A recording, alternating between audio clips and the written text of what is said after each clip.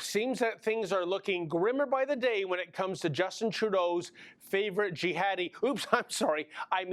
favorite kidnap victim, because it appears as though Joshua Boyle is an even bigger dirtbag than we originally thought.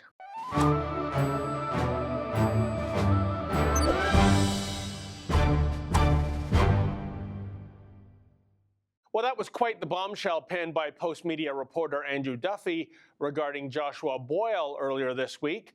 You probably recall the bizarre story of Joshua Boyle. Back in October, this Canadian and his American wife, Caitlin Coleman, were rescued. I think they were rescued. You see, the couple went on a backpacking excursion some 5 years ago to that romantic panacea known as Afghanistan. Hey, who wouldn't want a vacation in one of the most upside-down, screwed-up regimes in the world? Alas, the Taliban allegedly kidnapped the couple and then allegedly held them captive for 5 years. I say allegedly because, quite frankly, I think Joshua Boyle suffers from severe credibility issues.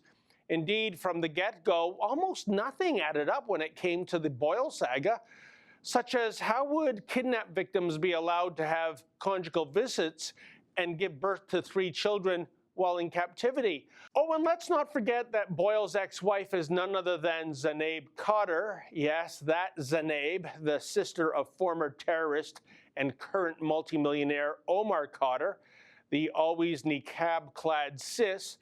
She's the one who thought that the terrorist attacks on 9/11 were completely justified. Spidey senses tingling yet? Indeed, the first gulp-inducing moment, even for those giving Boyle the benefit of the doubt, surely occurred in January when Boyle was arrested and charged with 15 criminal acts. We're talking serious stuff here, such as 8 counts of assault, 2 counts of sexual assault, 2 counts of unlawful confinement, 1 count of uttering threats, 1 count of public mischief, and 1 count of administering a nauseous thing. Boys will be boys, I guess, eh? Okay, enough backstory, because earlier this week, Post Media dropped the aforementioned bombshell, namely printing excerpts of unsealed court documents. And what emerges, according to the testimony of Caitlin Coleman, is that Joshua Boyle is a misogynist, a bully, and someone who subscribes to, quote, extremist ideologies and the complete subservience of women, end quote. In other words, he is an aspiring Islamist.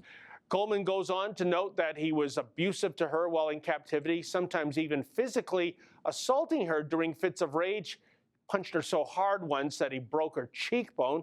He even threatened to kill her by setting her on fire. I guess old Josh took some inspiration from ISIS on that one. And Coleman says that Boyle would also confine her to a small shower stall, sometimes for weeks on end. What a charmer.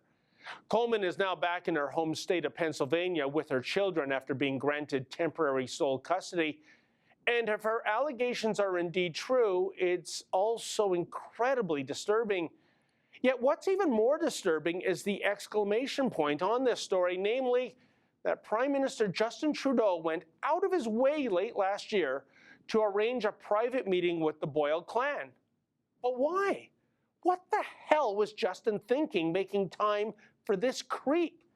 Naturally, Justin apologists will quickly point out that the criminal charges and Caitlin's now public testimony, well, that all came after the invite was issued. Yeah, nice try, because as I stated earlier, even before the meeting took place, there were about, 101 red flags regarding this cat. But our PM, he just couldn't wait to meet with this cretin. Presumably because nothing says diversity more so than a Canadian and an American going to an Islamic regime and converting to Islam in the process. I mean, that's diversity to the power of 10 in Justin's book. That private meeting looked bad then, and it looks absolutely horrid now. Yet how odd that our Prime Minister takes such exception to those who refer to him as jihadi Justin. But when a PM gives war veterans the bird, yet clears his calendar so that he can have tea with an Islamist, well, Justin, maybe that's why you've ended up with such an unfortunate nickname. For the Rebel.Media, I'm David the Menzoid Menzies.